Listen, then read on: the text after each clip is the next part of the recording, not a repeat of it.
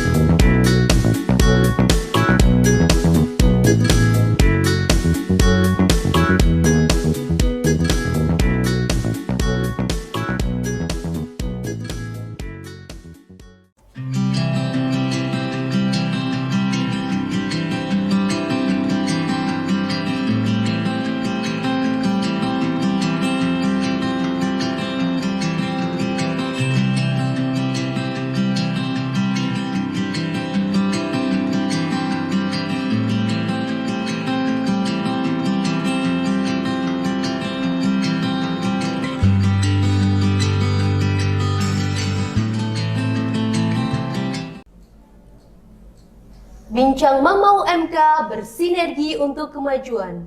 Selamat datang di podcast program studi Magister Manajemen Universitas Muria Kudus bersama dengan saya Herlina Muriansa Putri. Di episode pertama kali ini kita akan membahas sebuah topik, A New Trend in Islamic Marketing. Hari ini saya ditemani oleh salah satu dosen dari program studi Magister Manajemen. Beliau dosen pemasaran. Beliau lulusan dari University Putra Malaysia yang mengambil disertasi berkaitan dengan topik yang akan kita bahas pada pagi hari ini, yaitu dengan topik perilaku konsumen produk halal. Langsung saja ya saya perkenalkan, beliau adalah Bapak Sutono SEMM PhD. Selamat pagi Bapak. Selamat pagi Mbak Rina. Bagaimana kabarnya Pak? Alhamdulillah sehat. Iya, alhamdulillah ya Pak ya. Udah siap Pak untuk mengulik tentang produk halal yang ada di Indonesia? Oke, siap. Iya. Prospek produk halal di Indonesia itu sepertinya menjanjikan bagi pebisnis yang ada di Indonesia ya Pak. Karena berdasarkan data dari State of Global Islamic Economic Report 2020 and 2021, produk makanan halal di Indonesia itu berada di peringkat 4 dengan nilai mencapai 144 miliar dolar US. Sebuah prestasi yang sangat membanggakan. Kira-kira ada fenomena apa di balik pencapaian Indonesia saat ini, Pak? Oke ya, kalau kita melihat data tersebut, ini mengindikasikan bahwa di Indonesia ada fenomena yang menarik ya, terkait dengan produk halal ini, yaitu konsumen di Indonesia, konsumen Muslim di Indonesia ini kelihatan makin pintar, makin makmur, makin religius. Iya. Sehingga konsumen tersebut mencari produk-produk yang sesuai dengan keyakinannya, sesuai dengan agamanya, yaitu produk yang halal ya. Sehingga ini bisa kemudian menjadi target pasar produk halal, sekaligus Indonesia bisa menjadi produsen halal untuk dunia. Semoga kedepannya bisa menjadi peringkat pertama ya Pak ya. Kira-kira produk apa saja yang bisa mendapatkan sertifikasi halal itu sendiri Pak? Ya, produk yang bisa mendapatkan sertifikasi halal bisa produk makanan, kemudian minuman, obat-obatan, kosmetik ya.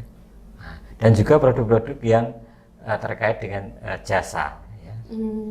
Perhotelan, kemudian transportasi, kemudian juga bisa mungkin rumah sakit dan seterusnya. Pasti untuk menyatakan sebuah produk halal atau tidak itu ada indikator. Nah, kira-kira indikator apa yang menjadi penilai sebuah produk itu dinyatakan halal atau tidaknya gitu? Produk dinyatakan halal itu bisa dilihat dari dua aspek ya. Aspek pertama adalah biomaterial, jadi dari bahannya, dari zatnya. Zatnya adalah terbuat atau berasal dari bahan-bahan yang halal, yang tidak haram, yang tidak tercampur dengan najis. Itu dari pertama dari biomaterial ya.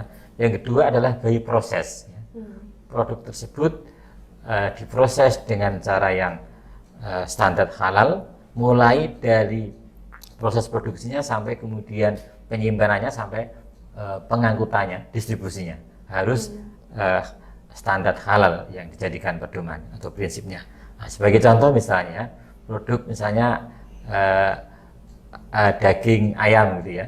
Nah, ketika di dalam proses pengangkutan atau mungkin proses penyimpanan tercampur dengan barang-barang yang haram, misalnya tercampur dengan babi ya, minyak babi misalnya, itu juga akan menjadi haram.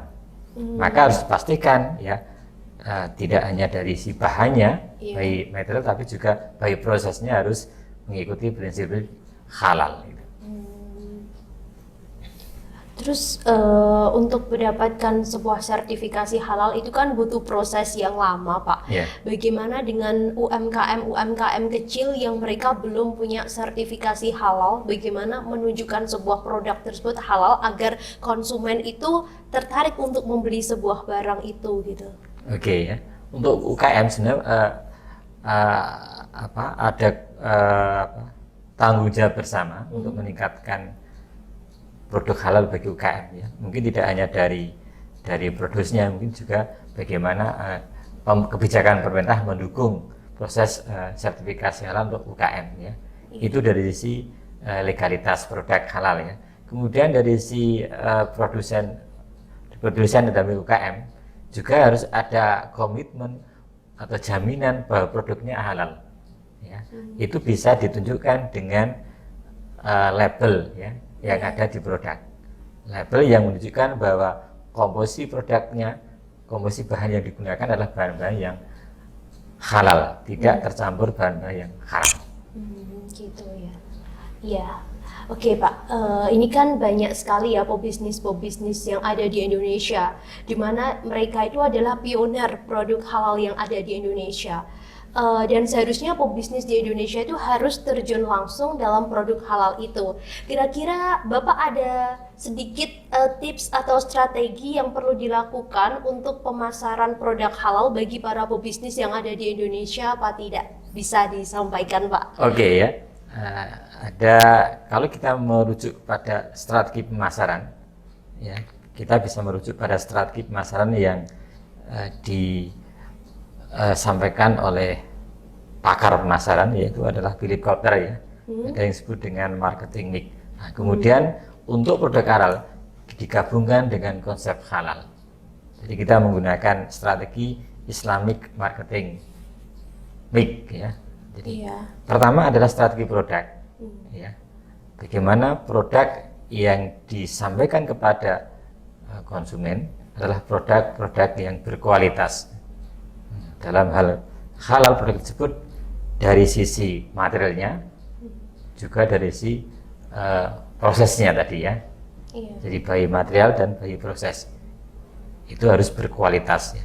Kemudian produk tersebut tidak hanya halal tapi juga harus thayyib. Thayyib artinya produk tersebut bagus ya, bersih ya, berkualitas ya. Jadi produk yang halal adalah produk yang menggunakan konsep halalan thayyiban.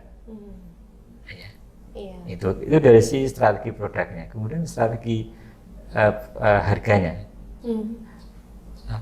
Harga yang ditetapkan untuk produk halal adalah harga yang fair ya. Harga yang sesuai dengan kualitasnya. Dan harga yang tidak mahal ya. Ya ada yang terjangkau ya. Ya terjangkau ya. Jadi tidak boleh menetapkan harga yang berlipat ganda. Ya, karena ini nanti masuk dalam kategori riba ya, ya, berlipat ganda. Tapi harga yang fair ya, harga yang sesuai dengan kualitas produk, harga sesuai dengan manfaat yang didapat oleh konsumen. Itu dari segi harganya. Kemudian strategi berikutnya adalah strategi promosinya. Ya, nah, promosinya harus jujur ya. Promosinya tidak boleh melebih-lebihkan produknya, tidak sesuai dengan manfaat dan kondisi produknya. Nah, kalau kita lihat, kita cermati sekarang ini di pembelian online atau pasar online ini kan terkadang mungkin konsumen melihat produk itunya bagus ya. Nah, tapi setelah diterima ternyata tidak sesuai dengan kondisi yang sebenarnya. Gambar tidak sesuai dengan Ya, kenyataan. nah, ini tidak boleh. Ya. Dia harus sesuai antara yang diiklankan dengan kondisi yang sebenarnya. Ya. Tidak boleh ada tadi over promising, ya. Tidak boleh ada melebih-lebihkan. Iya. Kemudian harus disampaikan juga secara benar, ya, secara jujur. Itu bisa dilihat dari sisi labelnya, itu komposisi bahan. Ya. Itu harus disampaikan, tidak boleh ada yang disembunyikan. Ya. Informasinya harus informasi yang benar, ya. Kemudian dari sisi strategi distribusinya, ya, bagaimana bisa menyajikan produk halal sampai kepada konsumen dengan cepat, dengan cepat, dengan mudah. Kemudian juga ada jaminan tidak tercampur dengan yang haram tadi dalam proses penyimpanan maupun pengangkutannya. Ini ya. Itu. Kemudian juga terkait dengan strategi ini berikutnya adalah strategi prosesnya. Jadi proses dari mulai dari proses penyajian produknya tadi, ya, sampai ke tangan konsumen juga harus yang menyenangkan, ya, menyenangkan, ya. Yang kemudian dari si people-nya, jadi pebisnis atau marketer harus menjalin hubungan yang baik dengan pelanggan, ya. Harus bisa memenuhi atau mengikuti kepentingan pelanggan, berorientasi kepada pelanggan, ya. Yaitu memuaskan kebutuhan dan keinginannya, ya.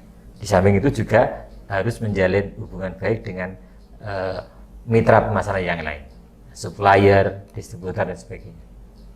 Kemudian dari sisi environment, ya, physical evidence, ya, jadi lingkungan, ya, lingkungan pemasaran atau lingkungan bisnisnya, itu juga lingkungan yang menyenangkan, ya, menyenangkan sehingga konsumen mendapatkan produk dengan nyaman, dengan menyenangkan, ya. Itu tadi adalah strategi pemasaran yang bisa digunakan digabungkan dengan konsep yang Islami, yang kita sebut dengan Islamic marketing mix, ya, itu. Iya. Jadi pada dasarnya untuk Islamic marketing mix itu bukan hanya hasil dari produknya aja, tapi juga harga mempengaruhi, promosi dan juga lingkungan mempengaruhi dalam proses pemasaran produk itu sendiri, seperti itu ya Pak. Yeah. Dan yang paling utama itu harus ada sinergi antara pemerintah dan juga masyarakat. Dan Bapak yakin nggak suatu saat nanti kalau Indonesia itu bisa menempati posisi pertama dalam sebuah produk halal? Sangat yakin, karena Indonesia adalah negara dengan jumlah muslim terbesar, ya, yang tadi disebutkan di awal, memiliki potensi pasar yang tinggi, juga memiliki potensi menjadi produsen produk halal untuk dunia. Ya, semoga kedepannya bisa sesuai dengan apa yang disampaikan oleh Bapak dan juga mantan wakil presiden kita, ya Pak, ya. Ya, untuk para pebisnis, mari kita meningkatkan produk-produk halal yang ada di Indonesia sehingga suatu hari nanti Indonesia bisa menempati posisi pertama dalam sebuah produk halal. Informasi tambahan nih Pak, kalau Prodi Magister Manajemen saat ini sedang membuka pendaftaran baru hingga bulan Februari 2022. Bagi para penonton semua yang ingin melanjutkan S2 bisa mendaftar di program studi Magister Manajemen Universitas Muria Kudus.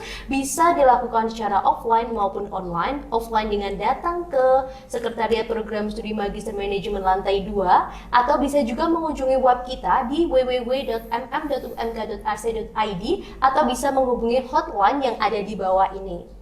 Sebelumnya saya mengucapkan terima kasih banyak dengan Bapak yang sudah meluangkan waktunya untuk berbicara panjang lebar tentang produk halal ini, dan terima kasih atas ilmu-ilmu. Semoga para penonton bisa mengambil apa yang kita bicarakan pada pagi hari ini.